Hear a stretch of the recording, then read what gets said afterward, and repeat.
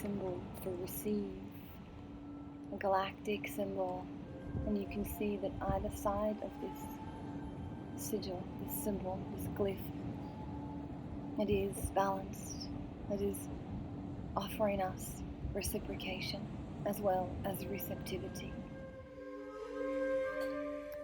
Hello, Eliza Kendall here, coming to you from the Byron Bay Shire in Australia. It is the 14th of May 2020.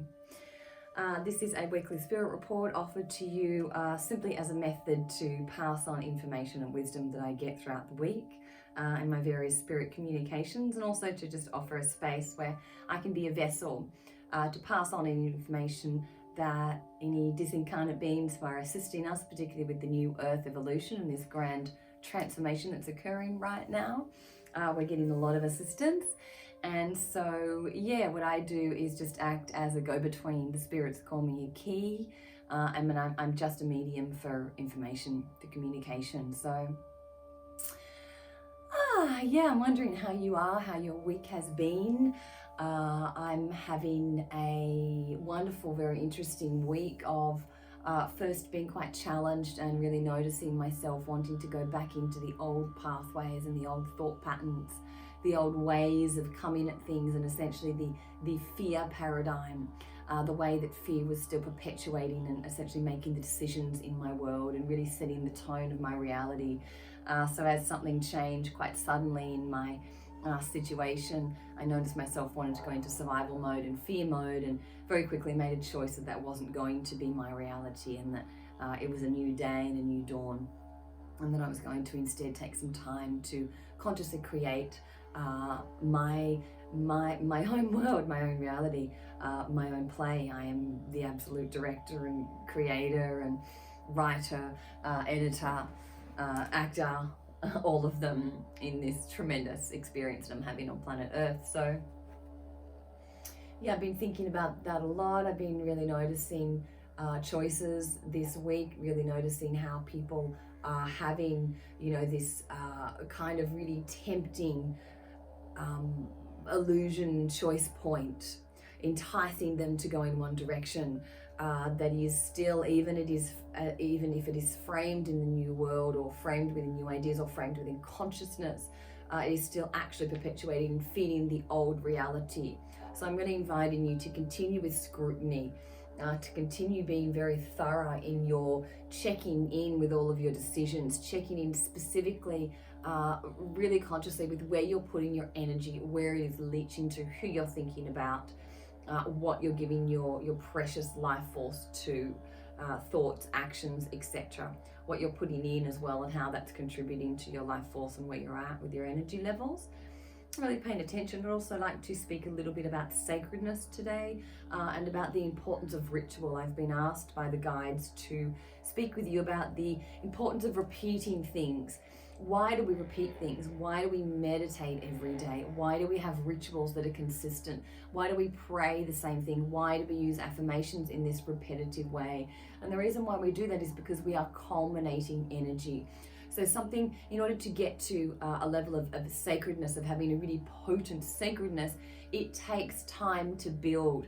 A peace pipe that's been handed down through generation and generation for 300 years has more sacredness than one that has just been made, even with the good intentions that come through the one that has just been made. And it's just about culmination of energy, culmination of prayer, of intention. So we repeat rituals, we repeat meditation because they get better. They give us more. The energy build, the sacredness builds, and then also what they give back to us builds over time.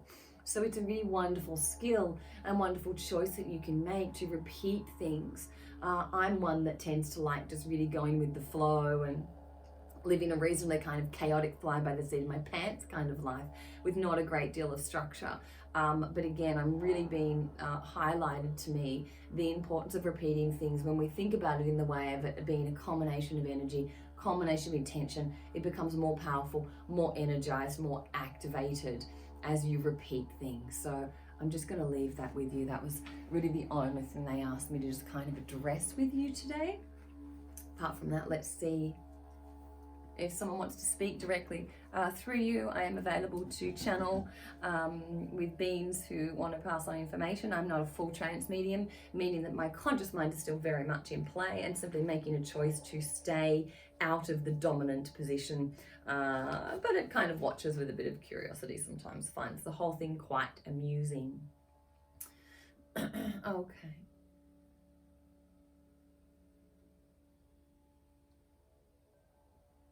Oh, beautiful. Okay, they're just showing me an image now, and they're showing me, I was seeing this before and it wasn't quite clear to me. Last week we talked about connecting with ancestors and having a communion with ancestors and taking time to unlock and unravel and reveal to you and yet reactivate or re-energize within your DNA, your dormant coding, the wisdom from your ancestors. Not necessarily focusing on ancestral healing, but actually just focusing on receiving the wisdom. Now, this is something that came up last week, and they're certainly adding on to this now. And what they're showing me is getting round in circle with elders. Like, they're actually just showing me the very simple, very beautiful process of sitting in a circle around a campfire, or sitting in a circle around food with those who have gone before you, and giving them space to share their perspective so far, to share what they've learned so far, to share what they think is most relevant for right now out of what they've learned. And now they really want me to highlight this and be quite specific with you. So the encouragement is to get together with those who have gone before you and to open up a space however you can. Now, whether this is done in person or via Zoom or whatever, it doesn't matter. You can even do it in a meditation, in a visualization. Get together with your spirit ancestors, if you like, or get together with humans who have already lived before you and hold a space, open a space, ask them to share with you what they think is most relevant to be shared right now.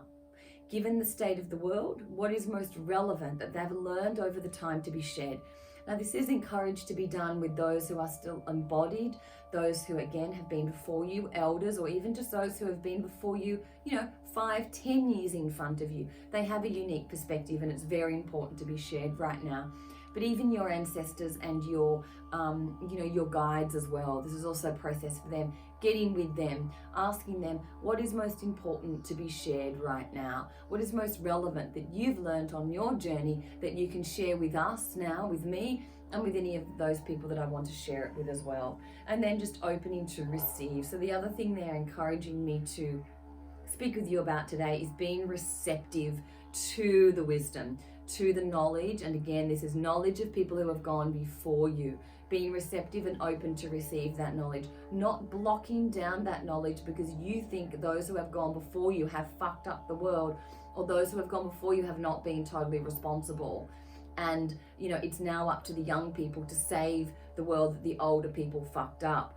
There is a little bit of this energy going around, and they are wanting, if you are feeling this energy, to change that, to clear that out of your field, because that is not helpful and is also not honoring and respecting the efforts and the contribution that those who have gone before you have actually taken part in.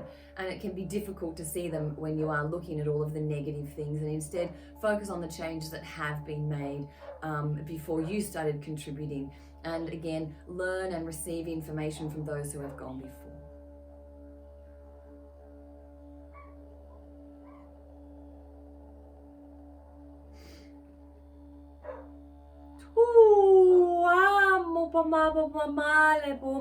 Pomala badinika, Ramo Mashnili, Rapoakala, Hanatino Lako, Ramo Hashnili, Polaku Malad, Wanachanachtripi Palakanata, and a Homo Malakashnitilu, and Ohanatili, Hoshnipilukana, Hanilun, Wamabili Donala, Hanapola, and Nitino Canala, Gitina, Gishnilikanata, Asipu, Gishnilikata, Sipu, Gishnilikapalatana, Hanalakatan, and a hut, and a latikino wapamalaku, whoop, and a palalata, up to the Shantina.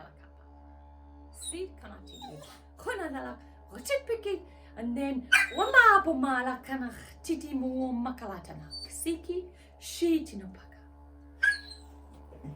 I've got a barking dog here. Ah, he's the cutest. Okay. I'm just going to see if that might be all for today, if there's something else.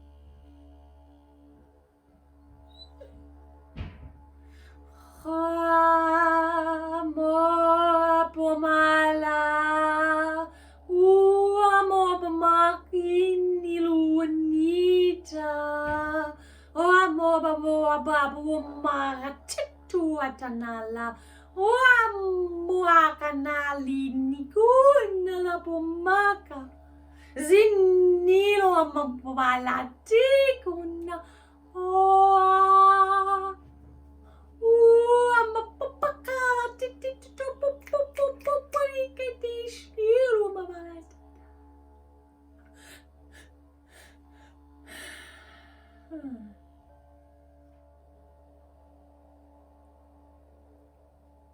Okay, beautiful. Thank you for watching.